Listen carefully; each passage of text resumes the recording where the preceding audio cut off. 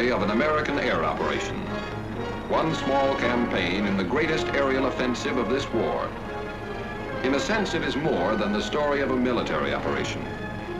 These planes, high in the skies over Germany, were a symbol of the unshakable unity of the Allies in their determination to fight together until victory and peace had been achieved.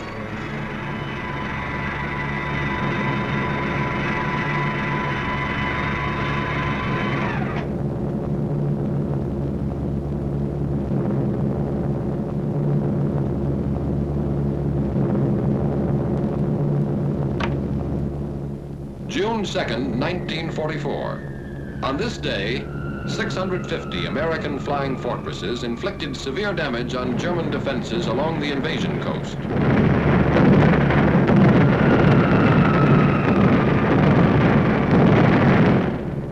Farther north, 300 American liberators bombed military installations in German-occupied northwestern Europe.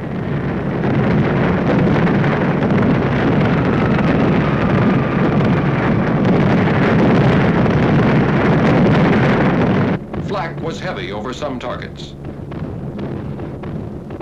8 of our planes did not return to their bases. On this same day, June 2nd, 1944, a task force of 150 flying fortresses, escorted by 70 fighter planes, attacked railroad and marshalling yards at Debrecen, Hungary. None of these planes returned to their bases on this day. June 21st, 1944, 300 liberators bombed the Focke-Wulf 190 engine factory at Bosdorf, Germany.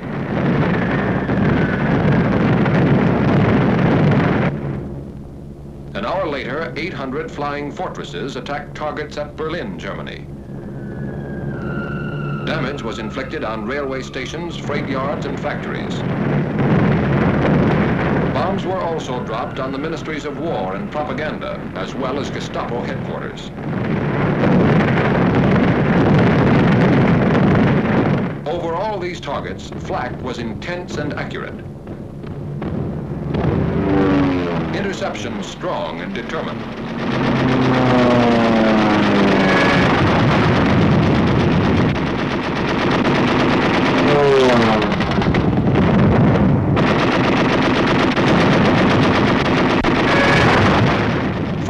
German planes were shot down.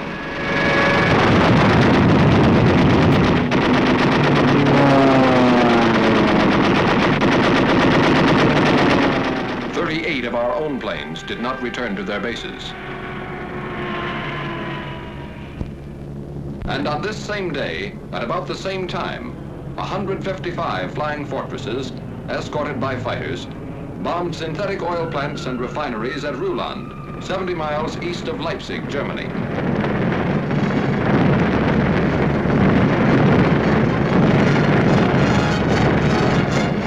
As on June 2nd, none of these planes returned to their bases on this day. This was not a coincidence, and these planes were not lost in action. This had been decided 6 months before, on December 7th, 1943, when at Tehran, the leaders of the three major Allied powers had declared their complete agreement as to the scope and timing of operations from the east, west, and south. Operations from the east, west, and south. Operations on land, on sea, and in the air. The USSR agrees to furnish bases in Russia for the use of the U.S. strategical air forces in Europe, such bases to be used for shuttle bombing operations. Operation Titanic. Shuttle bombing.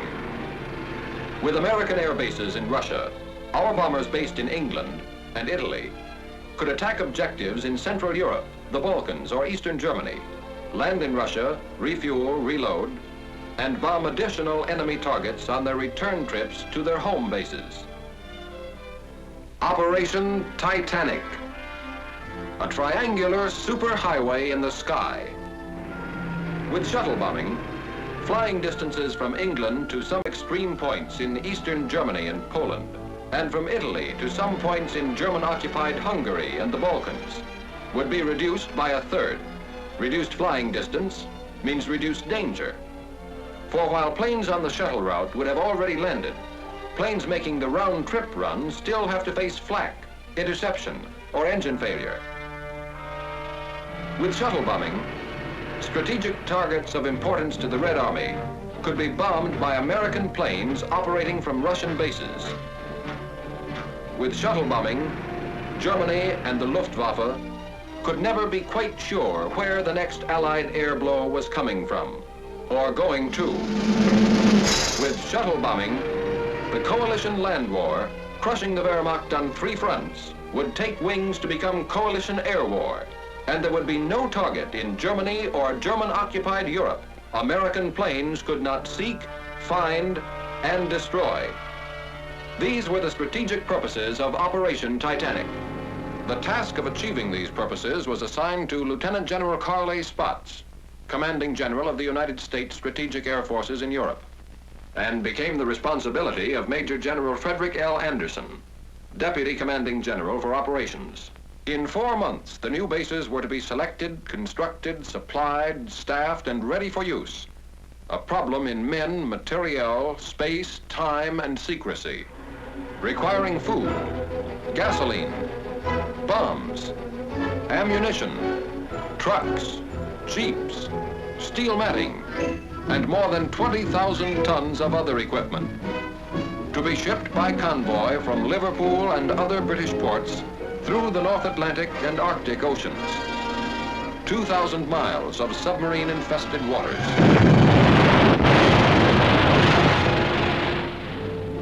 Then from Murmansk, the Soviets' Arctic ice-free port, by rail. An additional 2,000 miles. Radio equipment to be flown by ATC from the United States to Russia, a distance of 5,000 miles. Oil and more gasoline by tank car from Iran and British surplus stocks in the Middle East, 3,000 miles. A task force of expert ground crews transported from the United Kingdom to Cairo through the South Atlantic and the Mediterranean. By rail from Egypt to Palestine. By motor convoy through the Holy Land and Iraq. Then up and over the snow-covered mountains of northern Persia to the southernmost end of the Russian Trans-Caucasian Railroad at Tabriz.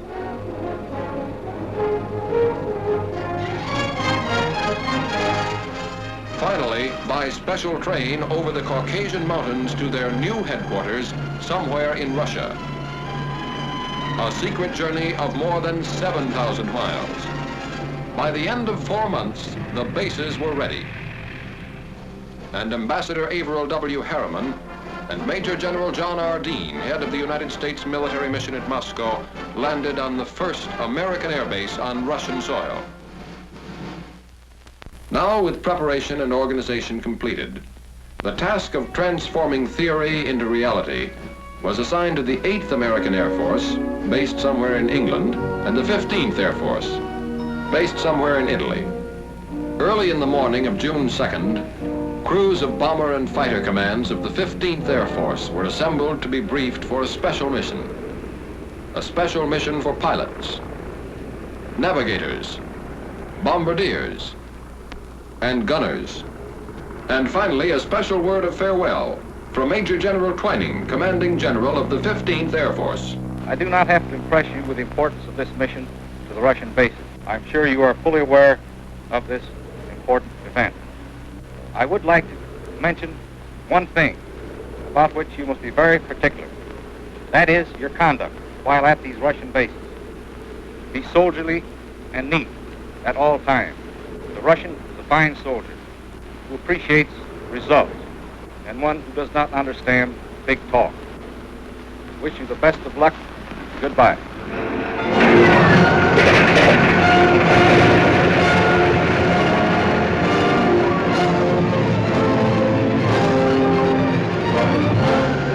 At 0600 hours, the bombers took off. with Lieutenant General Ira C. Aker, Commanding General of the Mediterranean Allied Air Forces, in personal command of the task force, the fortresses left the ground with clockwork precision. One fort every 30 seconds.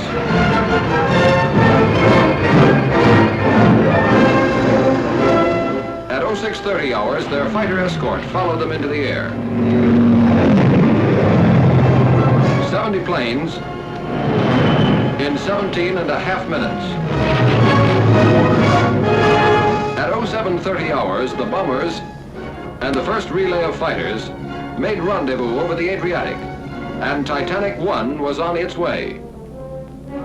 If the shuttle route to Russia was equally practical from England, was now to be proved by the 8th Air Force. 0100 hours, the morning of June 21st. Somewhere in England, Titanic 2. At 0530 hours, the heavily loaded bombers took off into the fog of an English dawn. 24 minutes later, the first group was in the air, heading northeast to the task force assembly point.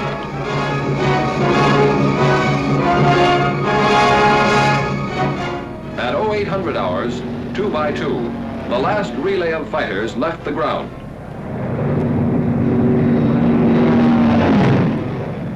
At 0930 hours, flying fortresses and Mustangs made rendezvous high over the German coast, and Titanic 2 was on its way.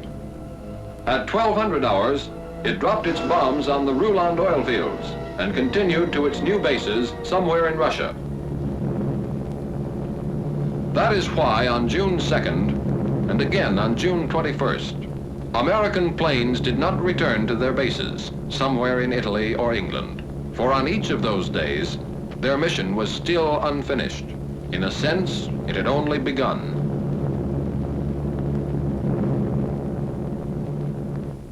$1,500 hours. What was left of our target was a good 3 hours behind us. But we were still in enemy skies, and we could see the P-51s that were escorting us all the way in, prowling in the skies above. They called us Big Friend. We called them Little Friend. And it was a very pleasant feeling to have them around. About 1600 hours, we saw our red-nosed little friends pull away. A couple of minutes later, our navigator, the little man with the big maps, made with the instruments, and gave us the good word. Navigator to crew. Navigator to crew. It won't be long now. We're over Russia. Over Russia. From the sky, all countries look alike. But this was friendly country. That meant no more flak, no danger of interception. Solid ground not too far away.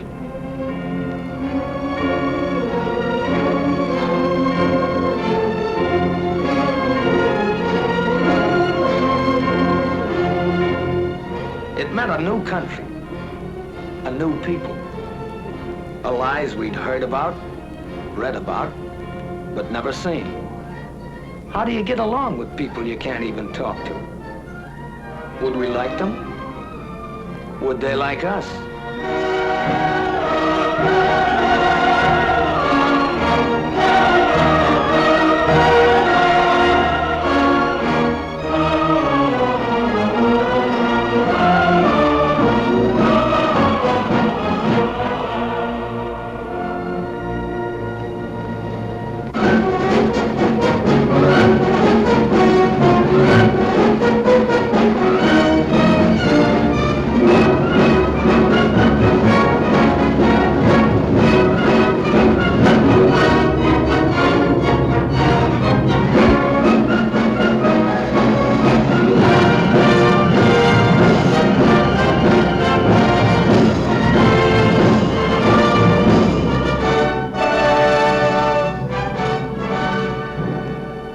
To greet the task force are General Walsh and General Permanov, the American and Russian COs.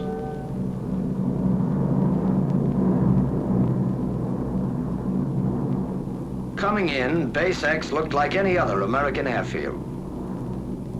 Neat rows of GI tents.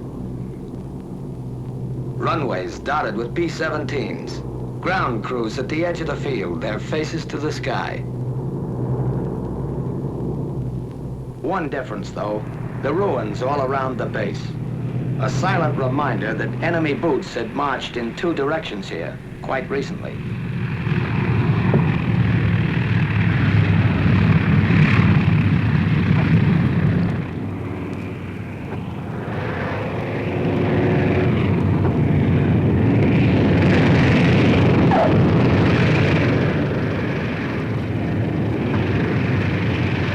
The forts follow each other down, a third of a world away from home. Wheels made in Akron touch steel matting made in Pittsburgh on an American landing field in Russia.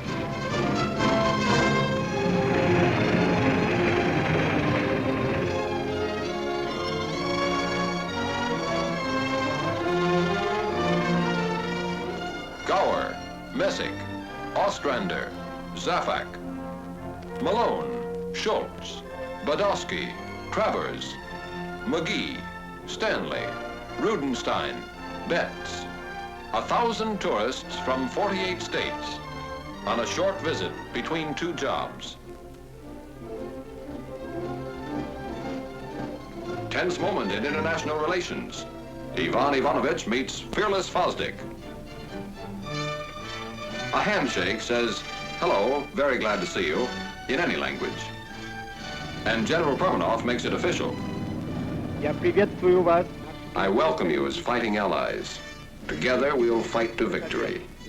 I wish you the best of luck in combat and a safe return home. After that, there was another important ceremony. Short snorter bills. If we didn't get those signed, the flight would have been illegal. Whenever flyers meet, they talk shop, even when they can't understand each other. That's when sign language came in handy.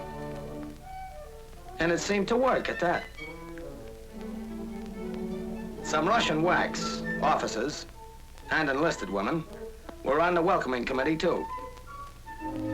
It would have been nice to sort of pursue the subject further, but there was work to be done. Interrogation, the reports and odds and ends of information that lay the groundwork for future operations. Interrogation is held in the open by courtesy of retreating German troops. Did you meet any fighter opposition? Yes. All right. How many fighters did you see? I said about 15. About 15? Yeah. With interrogation over, the men head for the tents, which will be their home as long as they remain in Russia. The first half of the mission is ended.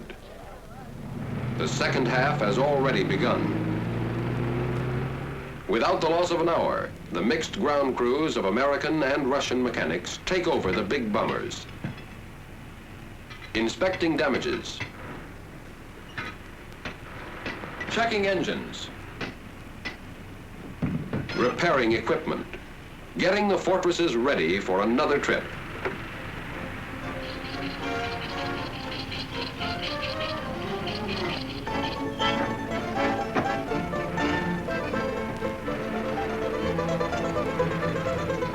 Okay. Spasiba. Kuchnia. Kuchnia stands for kitchen. Kitchen stands for chow. And even in Russia, you stand in line for it. On KP duty, Katya, Manya, and Olga. Not Buck or Eddie or Pete, but soldiers too.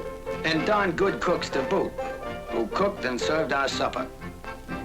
Hutch. Pajalister. K-ration, with a Russian accent. And spam a la Stroganoff. The coffee was hot. That's about all you could say for it. The name was Mashenka. Back at the field, the ground crews stayed with the bombers as long as there was light, making sure that nothing happened that shouldn't when the B-17s went up again. 2100 hours, 9 in the evening, somewhere in Russia. It's noon in Leominster, Massachusetts, lunchtime. It's 10 in the morning in Paragould, Arkansas. The sun is climbing high. In Los Angeles, California, the day's just beginning. The same day, just ending, somewhere in Russia. Small world.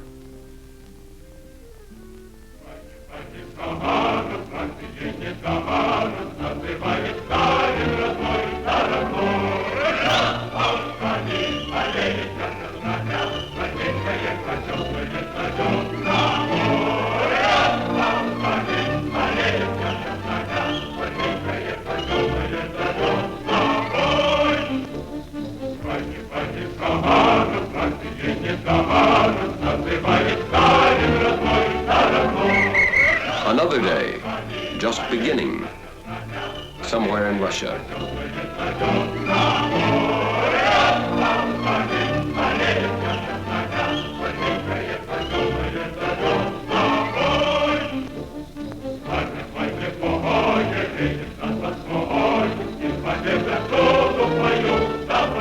Another working day. Another day of war. At headquarters, American officers headed by Colonel, now General Albert A. Kessler, and their Russian colleagues plan the next mission. Objective, the destruction of one of several strategic targets in the path of the Red Army. The target is selected. Weather permitting, mission tomorrow. A task force of this size needs gasoline, more than 350,000 gallons of it. Ammunition, more than 1 million rounds. Bombs, more than 500 tons. And more than 50,000 American and Russian man-hours of servicing and preparation. While the ground crews got the forts and fighters ready, our time was our own. Some of the fellows took advantage of a sunny morning and put on an exhibition of the national pastime. Some thought they'd teach the Russians another American pastime.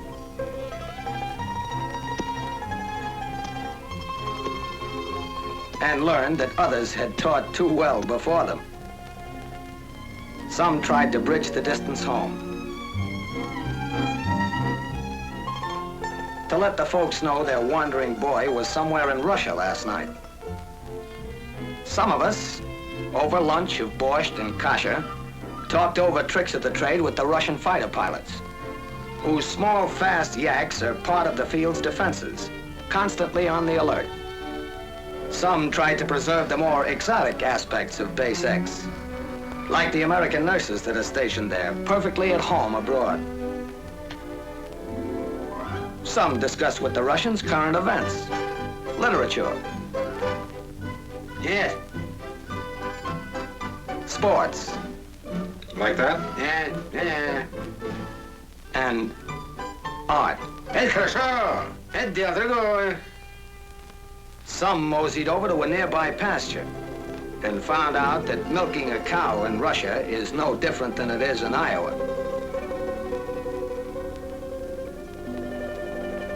And some of us, explorers at heart, decided to see Russia.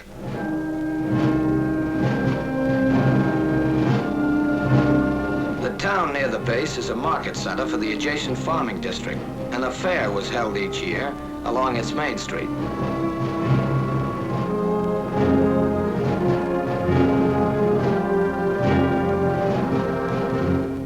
The factory section. Principal industry, the manufacture of leather goods. The Ukrainian Museum, well known for its collection of historical treasures and valuable objects of art. The grave of the famous Ukrainian writer, Korolenko, and his home. The population of the town, 130,000 at the last census, has varied in recent years, and there has been a certain decline in the number of children of school age. Those who have remained, or who have returned from the interior, have recently developed a fondness for an American import known as chvachka. Translation, gum. On the way back to the base, a few miles from the town, there's a monument to a Russian victory over an invading army 200 years ago.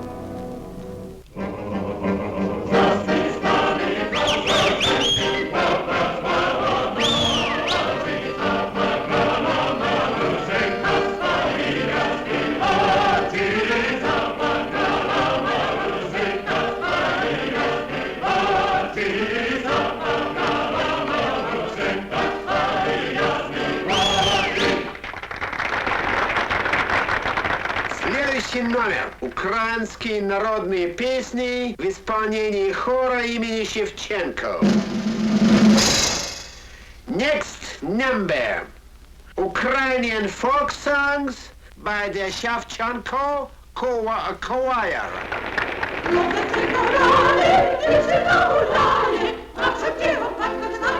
The language and the music are strange, but it isn't necessary to understand the language to understand some of the people here.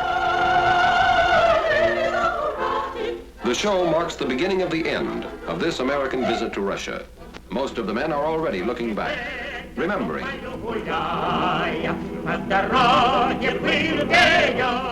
Lieutenant John Morris, navigator of Nanticoke, Pennsylvania, who has the Distinguished Flying Cross and the Air Medal with 4 clusters, was particularly impressed by the medals worn by the Russian soldiers. They don't wear ribbons like we do, but the actual medals. Practically every Russian soldier I ran into was loaded with decorations. Captain Percy W. Stressing, pilot of Rochester, New York, thought the show explained a lot about the Russian people. Those Russians sure like to sing and dance. One of the numbers was kind of a tap dance. I think the Russians resemble Americans in a lot of ways. They've got a great sense of humor. They can laugh and enjoy everything, even though their whole country is in ruins.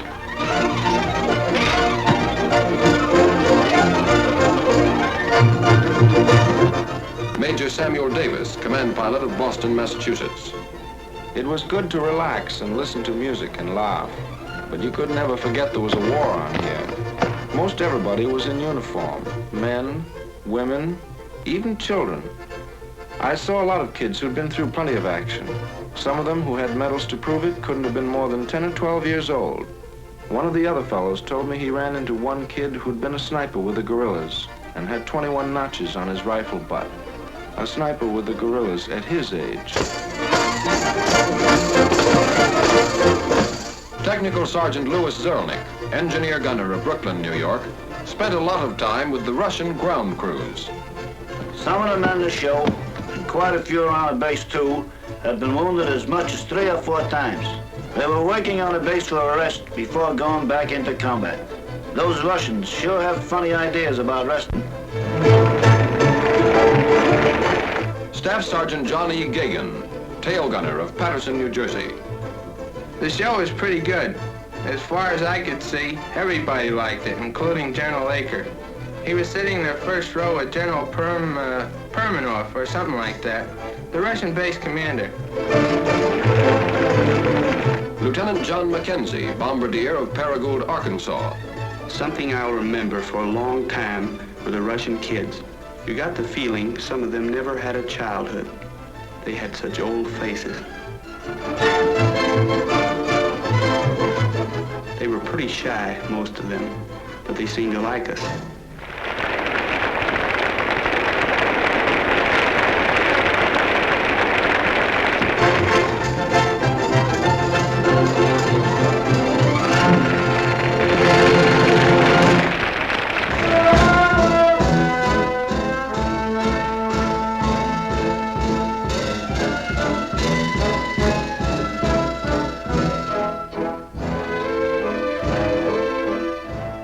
Sergeant Clinton Miller, engineer gunner of Montvale, New Jersey. The Russians like their dance music slow and sentimental, mostly waltzes. The girls do all kinds of jobs around the base, and they work very hard. Their clothes are plain and neat. They don't use makeup as a rule, but some of them wear lipstick. I remember one girl who was in charge of an ACAC crew. She had 12 enemy planes to her credit. Staff Sergeant Donald Craw, tail gunner of Stratford, Connecticut. The music at the dance was on the corny side, but the girls are nice. I met a girl from Leningrad whose father was a general. She taught me some Russian words, and I taught her some American slang. It didn't take long before I was saying, "Horror-shaw," and she was saying, "Okay, bud."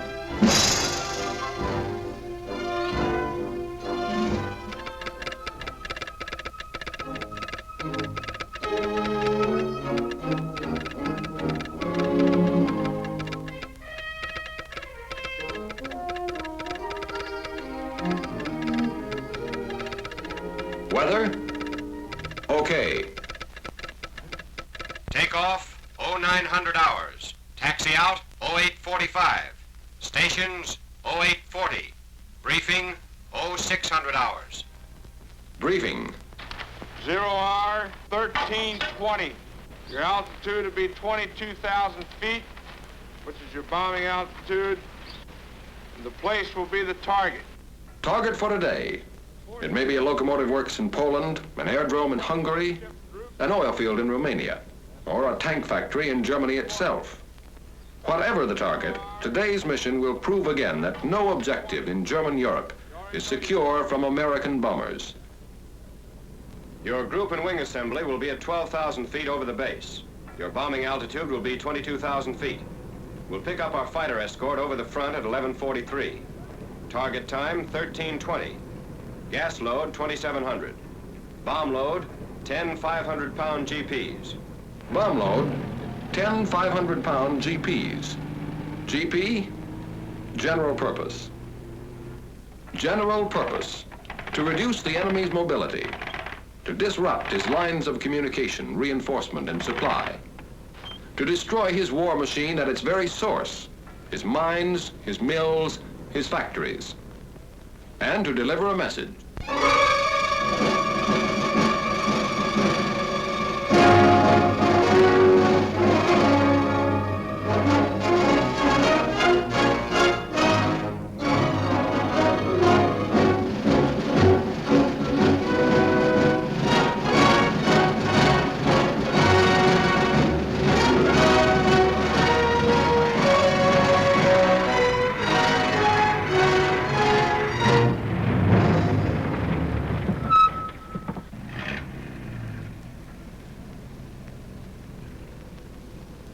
До свидания и счастливый путь.